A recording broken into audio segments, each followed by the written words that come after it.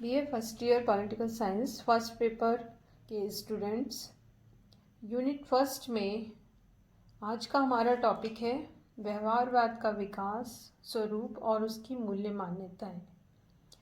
व्यवहारवाद topic हमने पिछले lecture में शुरू किया था, जिसमें हमने ये देखा था कि व्यवहारवाद के उदय के क्या कारण थे, और जिसमें हमने पढ़ा था कि द्वितीय विश्व युद्ध के पश्चात 1945 के पश्चात विषय में आमूलचूल परिवर्तन आए, और उनमें से एक प्रमुख व्यवहारवाद भी था, जिसने विषय को वैज्ञानिकता प्रदान की और परंपरागत दृष्टिकोण के आधार पर हो रहे अध्ययन में एक नवीनता, आधुनिकता लाने का प्रयास किया और वैज्ञानिक पद्धतियों और यथार्थवादी व्यवहारिक अध्ययन पर बल देना प्रारंभ किया।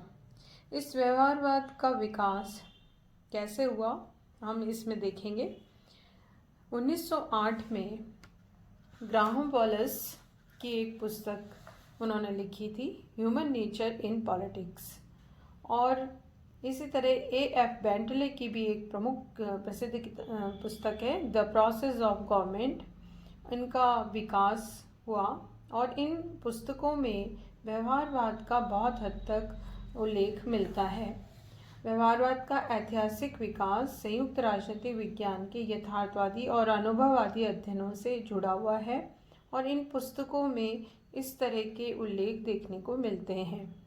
इसी तरह से 1925 में चार्ल्स मैरियम ने एक प्रसिद्ध पुस्तक लिखी, न्यू एस्पेक्ट्स ऑफ पॉलिटिक्स, जिसमें भी उन्होंने राजनीति के अध्ययनकर्ताओं के द्वारा संस्थाओं का विश्लेषण करने और मानव का विश्लेषण करने से बचने की प्रवृत्ति के प्रति असंतोष व्यक्त किया, और उन्होंने अनुभववादी व्यवहारवादी अध्ययन को बढ़ावा देने पर जोर दिया था। व्यवहारवाद की दिशा में ग्राहम वॉलेस, बेंटले और मैरियम की ये पुस्तकें अत्यधिक योगदान देती हैं, महत्वपूर्ण इस दिशा में कदम था।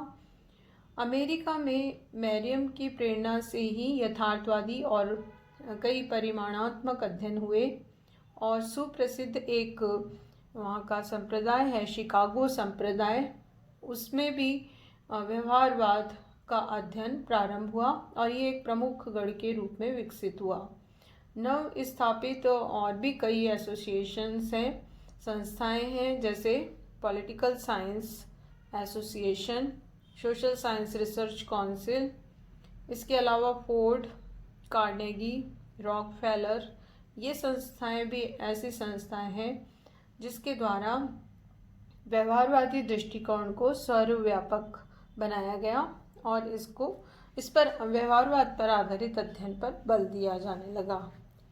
इसी तरह कुछ शोध पत्र हैं अमेरिका के, जो कि वहाँ से समय समय पर प्रकाशित हुए हैं, जैसे public opinion, quarterly world politics, public opinion, quarterly world politics, American behavioural science और बिहेवियर साइंस।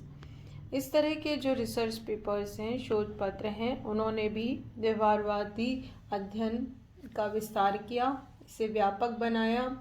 अमेरिका में व्यवहारवाद एक बौद्धिक प्रवृत्ति के रूप में, एक प्रभावशाली आंदोलन के रूप में विकसित हुआ। इस विचारधारा का प्रतिनिधित्व इन विभिन्न शोध पत्रों के माध्यम से देखा जा सकता है। वहाँ की एक और समिति है समाज विज्ञान शोध समिति, यानी सोशल साइंस रिसर्च काउंसिल।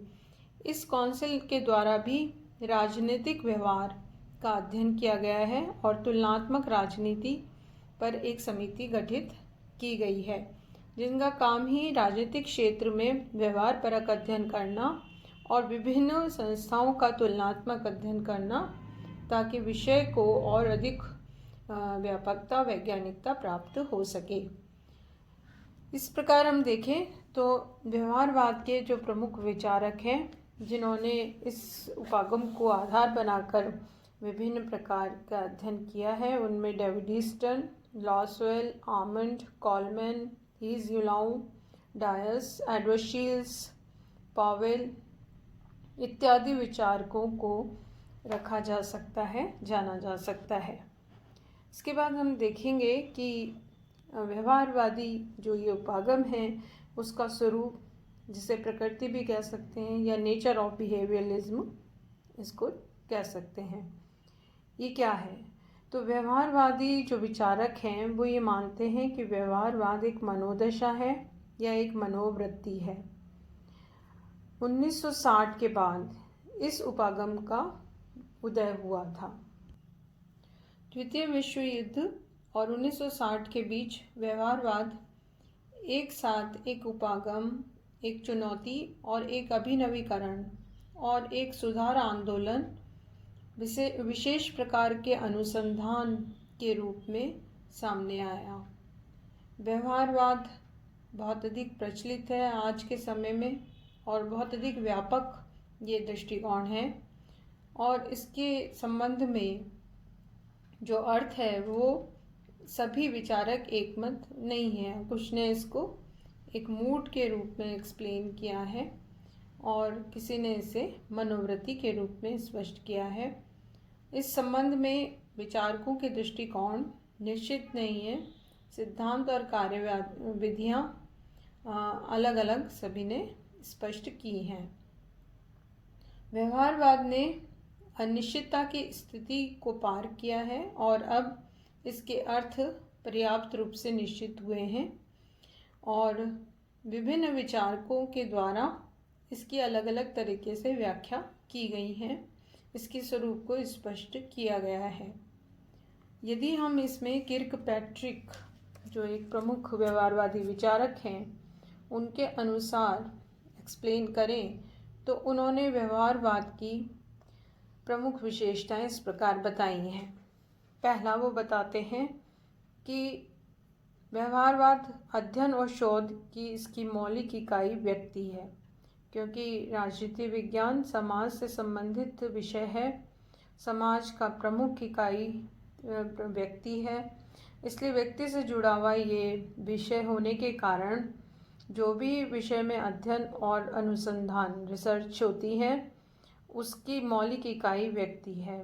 व्यक्ति को केंद्र बनाकर अध्ययन किया जाना आवश्यक है।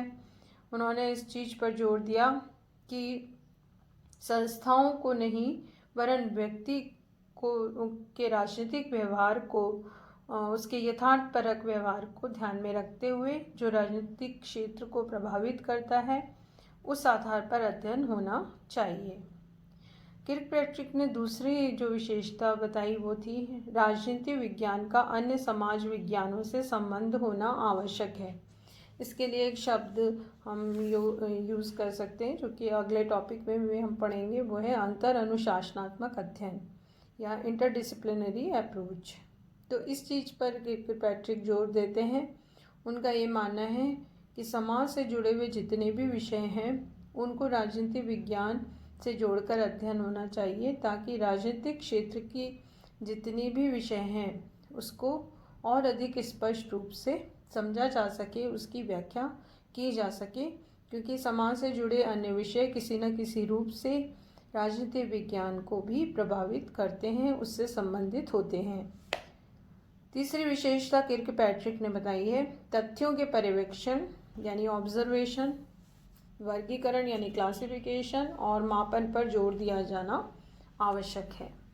अध्ययन की वैज्ञानिकता, विषय को वैज्ञानिक बनाने के लिए यह आवश्यक है कि फैक्ट्स बेस्ड अध्ययन हो, तथ्यों पर आधारित, और उन तथ्यों को न केवल एकत्र किया जाए बल्कि उनको ऑब्जर्व किया जाए, उन्हें क्लासिफाई करें, वर्गीकृत करें और फिर उनको हम मेज़र भी करें कि जो हमने तथ्य इकट्ठे किए वो कितने सही हैं और कितने सही नहीं हैं। इस तरह का जो अध्ययन जो कि साइंस में किया जाता है उस तरह का विषय में भी अध्ययन किया जाए, इस चीज़ पर इन्होंने जोर दिया है। किर्कपैट्रिक ने चौथी विशेषता बताते हुए लिखा है, स्पष्ट किया है कि राजनीति विज्ञान के लक्ष्य को व्यवस्थित आनुभविक सिद्धांत के रूप में परिभाषित किया जाए।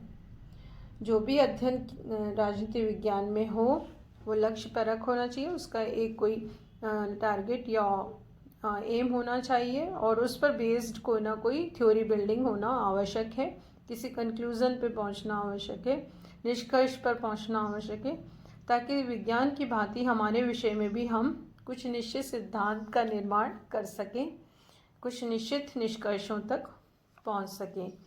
इस प्रकार किर्कपैट्रिक ने व्यवहारवाद की मूल्य मान्यता या इसकी कैरेक्टरिस्टिक्स को अपने तरीके से एक्सप्लेन किया है।